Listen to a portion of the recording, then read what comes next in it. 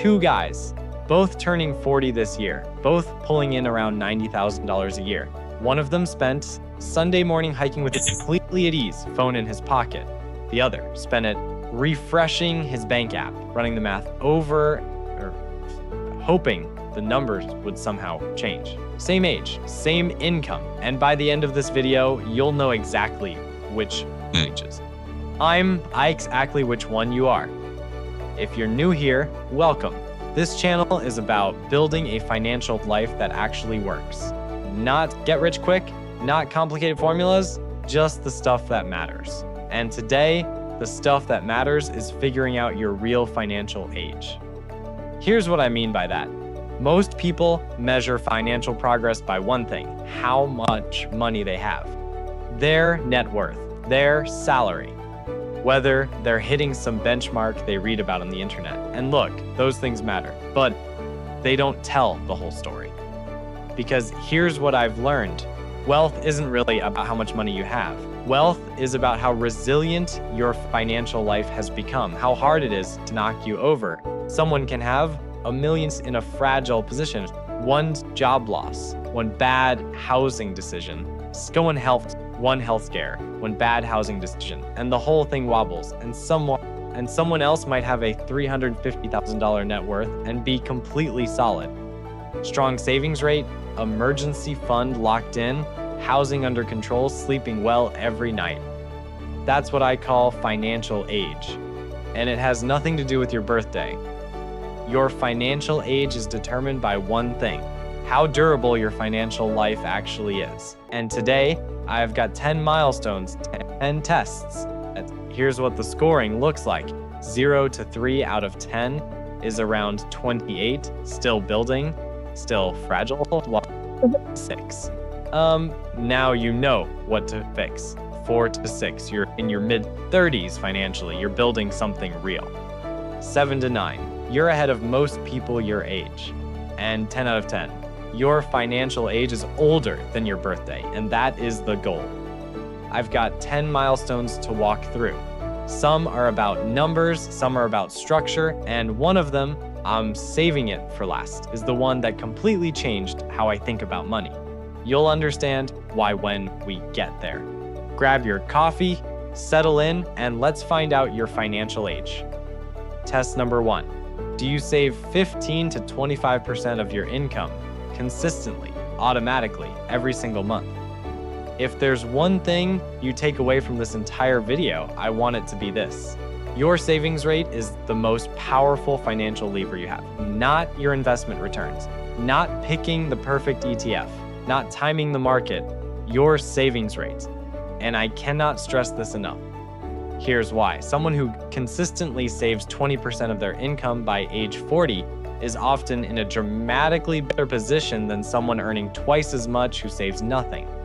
Twice the income. Zero savings, the 20% saver wins every single time. Because early on in your financial life, returns don't move the needle that much. If you've got $5,000 invested and you get an 8% return, congratulations, you made $400. That's great, but it's not life-changing. What actually moves the needle in the beginning is the act of shoveling money into the account. Your contributions are the engine early on. Later, the returns become the engine, but in the beginning, it's on you. So here's the scoring. Saving 15% of your income, solid, you pass this test. 20% or more, excellent, strong financial age points here. 25% or above, you're on an elite trajectory. And I want it to be very clear about what consistency means. That means market crash, market rally, good month, bad month, the money keeps going in. That is the whole. And remember the guy refreshing his bank app on Sunday morning? He earns $90,000 a year. His savings rate is about 3%. That's roughly $225 a month going toward his future. The other guy, same income, is saving 22%. That's why one of them can hike on a Sunday and the other one can't. Test number 2.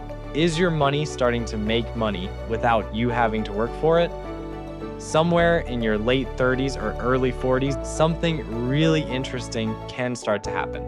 The math starts to shift in your favor. Your labor built the first phase of your wealth. Your assets start building the second. And that is when investing gets genuinely exciting. Now, you've probably heard Fidelity's benchmark. By age 40, you should have 4 times your annual income invested. I love that benchmark as a target, but I treat it as aspirational, not a rule. Because if I told everyone watching this that they needed 4 times their income saved by 40, half of you would close this tab immediately, and I'd rather you stay. So let's reset to something real. 1 to 2 times your income invested by 40 means you're on a strong path. Let me show you why. Say you're 40, you make $80,000 and you have 160,000 invested. That's 2 times your income. You keep saving 15%, $12,000 a year, all the way until you're 65. No raises, no promotions, absolute worst case scenario. At a 7% return, you end up with roughly $1.6 million. At 8%, just under $2 million. Even at a conservative 6%, you're looking at about $0.34 million. What? We assumed you never got another raise in your life, which is almost certainly not going to happen. The point is this: you do not have to be a millionaire by 40 to retire a multi-millionaire. You just have to stay consistent and stay in the game. Test number 3. If your income disappeared for 6 months, would your life hold together? This one might hit a few of you directly in the chest. One of the biggest milestones you can hit by 40 is becoming hard to financially destroy. And a huge part of that comes from one thing: a real emergency fund. Now, everyone talks about emergency funds from the perspective of job loss. And yes, that matters. A 6 to 12 month emergency fund means that if you lose your job tomorrow, you have a runway, you have time. You don't have to panic apply to anything that moves. But here's what nobody talks about enough. An emergency fund isn't fear money, it's confidence money. It changes how you show up every single morning. Because when you know you don't need this particular paycheck to survive, everything shifts. You can walk away from a toxic boss, and yes, we have all had one. You can leave a situation that isn't serving you. You can say no. That money sitting in a high-yield savings account isn't lazy money. That is freedom money. It is a key to your own front door. A 6 to 12 month emergency fund means you're not at the mercy of anyone. Not a job, not a relationship, not a city. That is real wealth, and I will take that over a nice car any day of the week. Test number 4. Is your biggest monthly expense working for you or slowly squeezing everything else? I'm going to spend a little extra time on this one because I think it's the most underrated item on this entire list. Most financial stress doesn't come from your investment portfolio. It comes from fixed monthly obligations, and the biggest one you'll ever face is housing. If you get your housing decision right, the rest of your financial life gets easier. If you get it wrong, you spend the next 30 years fighting uphill. The benchmark I want to see by 40, housing costs at or below 25 to 30% of your gross income. And if you're a homeowner, ideally that mortgage is becoming more manageable over time as your income grows. And I want to throw cars in here too, because vehicles are a strong number 2 on the list of decisions that matter most. If you nail your housing decision and your vehicle decision and you automate your savings, you've just made 3 impactful financial decisions of your life. Those 3 alone outweigh hundreds of smaller decisions combined. Please don't spend time optimizing your takeout orders and then buy a house that costs 45% of your income. That's not where the problem is. The latte is not the problem. If your housing is under control by 40, meaning you're not house poor, not stretched thin, not one bad month away from a spiral, that is a milestone worth celebrating. Maybe with a financially responsible latte. Oh, and by the way, the guy hiking on Sunday morning, his mortgage is 23% of his income. He locked that in 8 years ago. That's part of why he gets his Sundays back. Test number 5. Do you have assets that will pay you even after you stop working? This one separates the people who look wealthy from the people who actually are. By the time we're in our late 30s and 40s, a lot of people have a solid income. And earning a good income can feel like being wealthy. Income is spendable. It shows up every 2 weeks. It feels real. But here's the uncomfortable truth. The IRS does not care how much your salary is if it all walked out the door before December 31st. You can earn 6 figures and still be completely broke. This is documented. This is real. It happens at every income level. Real wealth looks like a 401k that's growing in the background, an IRA, a brokerage account, an HSA, and if you have access to an HSA, please take advantage of it. They are genuinely excellent accounts. A pension if you have one. Business equity if you're an owner. The strong milestone here is that your contributions are fully automated. You don't think about it, it just happens. And by this point, ideally, you have 1 to 2 times, maybe even 3 times your income building in those accounts.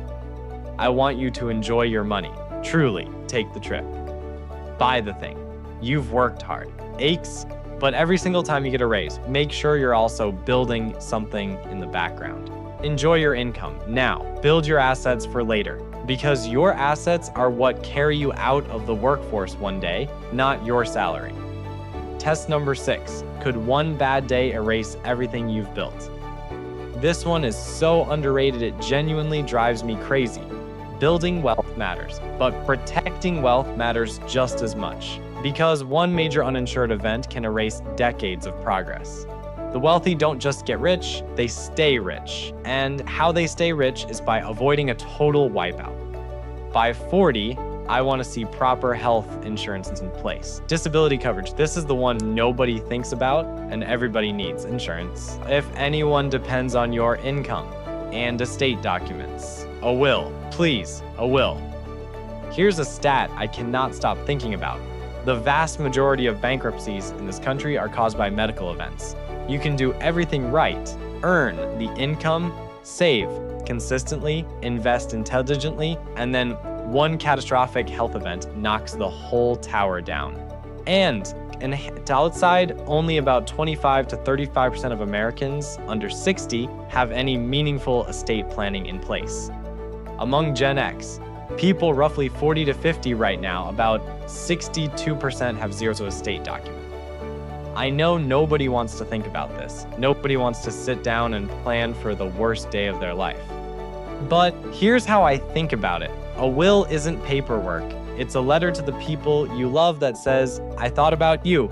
I took care of it. When something will happen to all of us eventually, you won't have to fight over anything or figure anything out. I already handled it. If you have anyone depending on you, a spouse, kids, family, this is one of the most loving financial decisions you can make. An estate plan can cost a few hundred to a few $1,000s. For what it protects, it is one of the best that you will ever make. Test number 7. Every time your income went up, did your savings go up too, or just your spending? This one catches so many high earners completely off guard. Lifestyle creep is sneaky. It doesn't announce itself. It doesn't show up as one big decision. It shows up as a slightly nicer apartment, a slightly nicer car, dining out 4 nights a week instead of 2, a vacation that used to feel like a splurge now just being something you always do. And then you look up one day and you're making $200,000 a year and somehow still not getting ahead. Meanwhile, someone making $90,000 a year with a high savings rate and a controlled lifestyle is quietly building long-term wealth that the high earner might only be able to dream about. The milestone I want to see by 40, every time a raise came in, the savings rate went up too. Spending stayed intentional. Lifestyle inflation got managed, not eliminated, managed. I'm not telling you to live like a broke college student forever. Please enjoy your monies. All I'm saying is this: every time you get a raise, make sure your future self gets one too. Treat yourself and your portfolio priorities. They should both be invited to the party, because at the end of the day, one of them is going to walk you out of the workforce. And it's not your wardrobe. Test number 8. Is your financial future depending on exactly one thing going right? Let me take a second to reframe a piece of advice you've probably heard before, because I think it gets misunderstood almost every time it's given. You've heard it: build multiple income streams. And immediately your brain jumps to, okay, so I need a side hustle, drive a shipping store. Maybe I sell stuff on Etsy. Maybe I drive on weekends. And look, if you want to do those things, great. But that is not what multiple streams of stability has to mean. Here's what it actually means. It means you're not entirely dependent on one single thing going right. And when you look at it that way, you might already be building more streams than you realize. Your 401k, that's a future income stream. You're not just saving, you're hiring a future employee. Their name is compound interest. They work 24 hours a day, 7 days a week. They never take a vacation, and they never call in sick. Stability. Stream of stability. Social securities, you've been credits, you're in a 2-income household. Stream. Your spouse's income, if you're in a 2-income household. Stream. A pension if you have access to one. Stream. Some of these you're actively building. Some are quietly building themselves in the background, but all of them are creating a future where you're not one thing going wrong away from everything falling apart. Please don't beat yourself up if you don't have a side hustle. You might be further along than you think. Test number 9. Does your wealth grow even on the days you don't feel like dealing with it? By 40, building wealth should not depend on your motivation. It should depend on your systems. Motivation is a terrible employee. It calls in sick, it gets distracted, it disappears every February. But systems don't care what mood you're in. They keep operating regardless of what's going on in your life. By 40, your retirement contributions should be automated, your bills automated, your savings for the fun stuff, the vacation, the car, the upgrades you want, automated too. Target allocations set within your portfolio, and a simple annual check-in on your estate documents to make sure everything still reflects your actual life. Let me give you a concrete example of what automation can actually do. Say you have a $400,000 mortgage at 6.5%, 30 years fixed. Your normal payment is about $2,500 a month. Over the life of that loan, you'd pay roughly $515,000 in interest alone. That's on top of the cost of the house. Now, you automate one small extra payment, $200 a month. That is the whole move. Your new payment is $2,700. Watch what happens. Your payoff time drops from 30 years to about 24 and a half. You shave 5.5 years off the back end of that mortgage. Your total interest drops from $515,000 to just over $400,000. All from $200 a month, set once, automated. Never thought about again. Apply that exact same principle to your investments, to your savings. Automate it. So you know the future is being built, even on the days you're exhausted, distracted, or just don't want to think about money. Okay, we made it to the last one, and I meant it when I said this is the one that changed everything for me. Test number 10. Has money started giving you back the one thing it can never actually create? Time. A number in an account is just a number. A dollar amount by itself does not make your life better. What makes your life better is what you use your money to do. And the ultimate milestone, the one that tells you you've actually figured this out, is when money starts buying back your time. Buying back time looks like saying no to the project that would have eaten your entire weekend. It likes walking away from a job that's draining your soul, hiring someone to clean your house so you get your Saturday back, paying someone to cut the lawn so you have an extra hour with your kids instead, going part-time, going freelance, going wherever you want, being actually genuinely present for the things that matter most to you. To me, that is what wealth is actually about. Not a boat, not a watch, not an ego flex. It's being able to spend a Tuesday morning with someone you love or having a Wednesday evening on the couch without worrying about what's sitting in your inbox.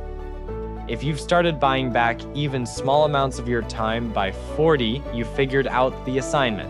You decoded the system. That is a massive financial win. And remember the two guys from the beginning of this video? The one who was hiking with his kids on a Sunday morning, completely at ease? He didn't out-earn anyone. He didn't get lucky. He made a few different decisions years ago that compounded over time into freedom. A higher savings rate, controlled housing costs, automated in investments, an emergency fund that gave him the ability to leave a bad situation when he needed to, a will that told his family he had thought about them, small decisions made consistently over time. And now he gets his Sundays back. That's it. That is the whole story.